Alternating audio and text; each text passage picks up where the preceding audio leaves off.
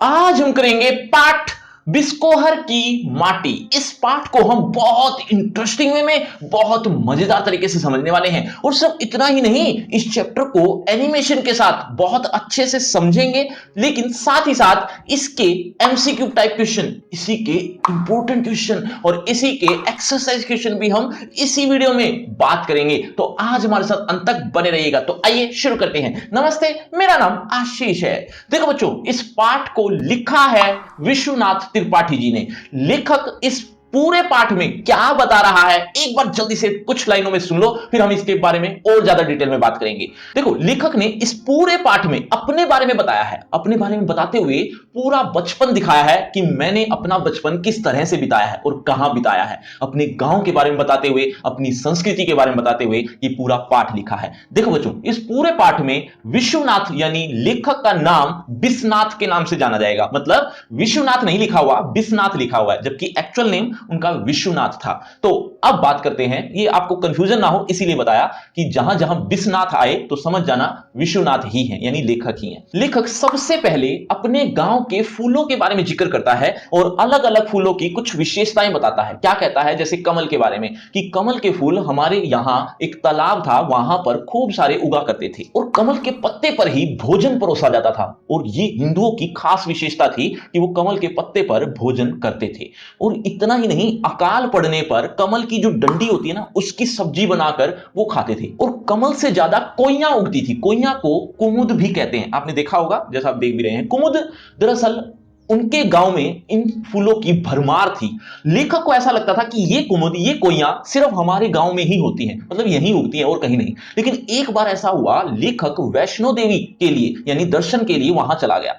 तो उसने देखा पंजाब साइड में कोइयां या कुमुद भरमार, मतलब इतने सारे उगे हुए हैं, हद से ज्यादा। तब उसे एहसास हुआ कि नहीं, ये हमारे गांव का ही फूल नहीं है, ये तो हर जगह विद्यमान है। बच्चों, लेखक का नाम मैंने क्या बताया था, एक बार जल्दी से पूरा नाम कमेंट करके बताओ। देखना चाहता हूं कितने बच्चे सचेत होकर सुन रहे हैं। आगे देखो, लेखक कहता है कि अक्सर लोग कमल, गुलाब, हरसिंगार, कुमुद इनको ही फूल मानता है। दरअसल इस दुनिया में ऐसे फूल भी हैं जिनकी चर्चा ही नहीं होती, जैसे तोरी, लौकी, भिंडी, इमली, अमरूद। इस तरह के ऐसे फूल भी हैं जो असली फूल हैं, लेकिन जो लोग इनको नहीं जानते, अब उनको कौन समझाए। एक फूल और, सरसों का।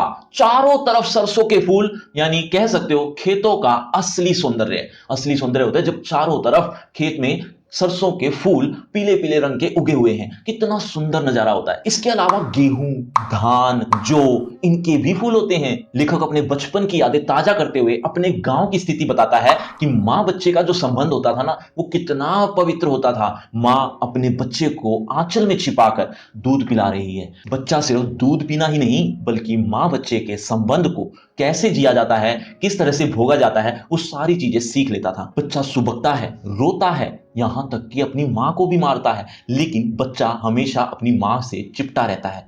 बच्चा जब अपने नए नए दांत निकालता है ना, तो वो हर चीज को काटने को दौड़ता है। काटने को इसलिए दौड़ता है क्योंकि उसके दांतों में एक टीस सी लगती है। वो उसको, उसका एक मन करता है कि हर चीज को वो काटे, उसका मजा आता है इस चीज में। कई बार तो वो अपनी मां को ही काट लेता है। मां उसको बड़े प्यार से सहलाकर, कई बार डांट कर, कई बार मार कर उसको समझाती है कि ये करना गलत है। वो इस तरह से प्यार से उसको संभालती है। ऐसा होता है मां बच्चे का रिश्ता। लेकिन ये सिर्फ इंसानों में ही नहीं, बल्कि पशु पक्षियों में भी कुछ ऐसा ही होता है। एक बार लेखक तालाब के किनारे बैठा हुआ देख रहा था कि बतख का अंडे को देने का समय आ गया है। अब वो बतख अंडे देने का समय जब देखती है, तो वो एक सुरक्षित स्थान खोजती है और वो सुरक्षित स्थान खोजकर वहां पर अंडे देती है। यहां तक कि अपने पंखों को फैलाकर वो सारे अंडों को ढांक लेती है ताकि कौओं की नजरों से वो बचा सके। बतख की चोंच बहुत सख्त होती है, लेकिन जब भी अंडा इधर से उधर हो जाता है, तो वह अपनी चोंच से बड़े प्यार से, बड़े सॉफ्टली अपने पास कर लेती है। और जब वो अंडों को सेती है, तब भी वो ये बात ध्यान रखती है कि वो बार बार अंडों को पलटती रहे। और जब वो पलटती है, इधर उधर करती है, तो वह अपनी चोंच से ही ये काम करती है। मतलब इतनी सख्त चोंच होती है, लेकिन फिर भी वो इतना ये काम इतना सॉफ्टली कर लेती है कि किसी को एहसास तक भी नहीं होता। लेखक सोचता है कि मां को इतनी ममता, इतना स्नेह आखिर देता कौन है, कहां से आता है ये प्रेम। बच्चों, अभी अभी मैंने कुछ फूलों के बारे में जिक्र किया था। किन्हीं दो फूलों के नाम एक बार जल्दी से कमेंट करके बताओ। देखना चाहता हूं कितने बच्चे बहुत ध्यान से मुझे सुन रहे हैं। लेखक अभी छोटा ही था, यानी अभी दूध पीने लायक था, लेकिन लेखक का वहां छोटा भाई हो गया। छोटे भाई के आने पर अब उसका दूध से संबंध हट गया, मतलब जो माता का दूध लेखक को मिलता था अब वो वहां से वो हट गया, अब वो दूध मिलने लगा उसके छोटे भाई को। लेखक को तो ये अत्याचार लगे कि मेरे साथ कितना बड़ा अत्याचार हो रहा है, क्योंकि मां के दूध पर छोटे भाई का कब्जा हो गया। अब लेखक बेचारा करे क्या, अब उसको बेस्वाद गाय का दूध पीना पड़ रहा था और दाई के साथ सोना पड़ रहा था। लेखक आगे बताता है कि हमारे गांव के मैदानों में और तालाबों में अक्सर सांप निकलते थे।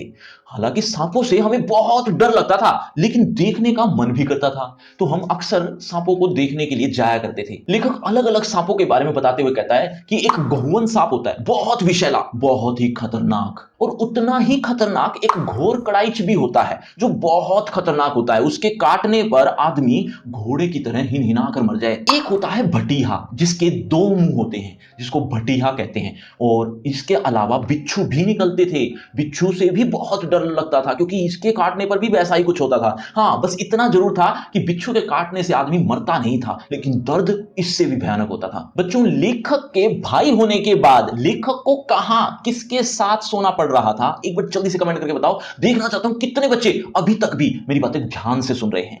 अब लेखक अपने गांव की गर्मी के बारे में वर्णन करता है कि गर्मी के मौसम में हमारे गांव में बहुत गर्मी पड़ती थी, और गर्मी पड़ती थी तो लू भी चलती थी। लू इतनी भयानक, उसका एक बचाव था। मां अक्सर अपने बच्चे को प्याज गांठ बांध कर दे देती थी ताकि बच्चे को लू ना लगे, और गलती से अगर लग भी जाती थी तो उसका इलाज था आम का पन्ना। आम का पन्ना गुड़ के साथ पिला दिया जाता था और यही उसका इलाज था। और जब वर्षा का मौसम आता था तब तो कहना ही क्या, पूरे आसमान को चारों तरफ से काले बादलों ने ढक रखा है और खूब बरसात हो रही है, और ये सब खेतों के लिए कितना फायदेमंद होता था। धान के पौधे झूमने लगते थे। और जब सर्दी आती थी, सर्दी के मौसम में अत्यधिक सर्दी पड़ती थी, यानी ठंड से चारों तरफ कोहरा ही कोहरा दिखता था। लेखक कहता है कि बिस्कोहर से अच्छा गांव कोई हो ही नहीं सकता। बच्चों, बात समझ में आई तो वीडियो को शेयर और सब्सक्राइब करना तो बनता है। बच्चों, आपको लग रहा हो ये पार्ट खत्म हो गया है? जी नहीं, अभी तो आपको इसी चैप्टर के इंपोर्टेंट क्वेश्चन, एक्सरसाइज क्वेश्चन और एमसीक्यू टाइप क्वेश्चन भी पढ़ने हैं। लेकिन आपको ये भी लग रहा होगा कि सर इसकी लाइन बाय लाइन एक्सप्लेनेशन मिल जाए तो क्या बात हो, मजा आ जाए इस पार्ट को पढ़ने में। तो बच्चों, ये सारी चीजें आपको देखने को मिलेंगी, लेकिन कहां? लिंक आपको डिस्क्रिप्शन बॉक्स में सबसे ऊपर मिलेगा। लिंक का नाम रखा है free crash course for 12th elective. इस नाम से आपको एक लिंक मिलेगा डिस्क्रिप्शन बॉक्स में, कुछ इस तरह से जैसा आप देख रहे हैं। ये सारी चीजें आपको देखने को मिल जाएंगी। लेकिन लेकिन लेकिन लेकिन उससे पहले होगा आपका इसी चैप्टर से रिलेटेड एक छोटा सा टेस्ट। देखना चाहता हूं इस चैप्टर को आपने कितने अच्छे से समझा, और अगर आप इस चैप्टर को अच्छे समझ चुके हो तो देखें जरा किसने कितना पढ़ा। पहला प्रश्न आपकी स्क्रीन पर ये रहा। कोइयां किसे कहते हैं? बच्चों, हर प्रश्न के बाद आपको 5 सेकंड मिलेंगे आंसर देने के लिए। आप अपना आंसर कमेंट करते रहना, एंड में देखना चाहता हूं किसके कितने आंसर ठीक हुए।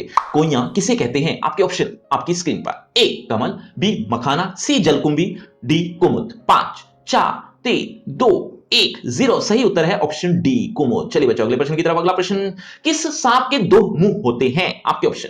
ए गोवन, ऑप्शन बी धामी, सी भटिया, ऑप्शन डी ढोंढा। 5 4 3 2 1 0 सही उत्तर है ऑप्शन सी भटिया। चलिए बच्चों, अगले प्रश्न की तरफ। अगला प्रश्न आपकी स्क्रीन पर, भोजपत्रों पर भोज करने की किसकी परंपरा है? आपके ऑप्शन। ए सिख परिवारों की, बी हिंदू परिवारों की, सी ईसाई परिवारों की, डी मुस्लिम परिवारों की। 5 4 3 2 1 0 सही उत्तर है ऑप्शन बी। चलिए बच्चों, अगले प्रश्न की तरफ। अगला प्रश्न, लेखक ने मां की तुलना बतख से क्यों की है? आपके ऑप्शन। ए ध्यान से सुनना फिर आंसर देना। ए अपनी नजरों के सामने रखने से, बी उसके खाने पीने का ध्यान रखने के कारण, सी उसकी देखभाल करने के कारण, डी बच्चों के प्रति सतर्क रहने से। 5 4 3 2 1 0 सही उत्तर है ऑप्शन डी। तो बच्चों, ये है आपका रिपोर्ट कार्ड, ध्यान से देख लीजिए, पढ़ लीजिए। और हाँ, आपके टोटल मार्क्स कितने हैं ये कमेंट करना मत भूलना। और आपकी क्लास से रिलेटेड एक फ्री क्रैश कोर्स आ गया जो कि बिल्कुल फ्री है। इस लिंक में आपको A to Z सिलेबस एक ही पेज पर देखने को मिल जाएगा, कहीं भटकने की जरूरत नहीं होगी। तो इस लिंक को जरूर देखना। और अगर आपको मुझसे बातचीत करनी है तो सभी सोशल मीडिया के लिंक डिस्क्रिप्शन बॉक्स में आ जाइए, बातचीत करते हैं। शुक्रिया, धन्यवाद।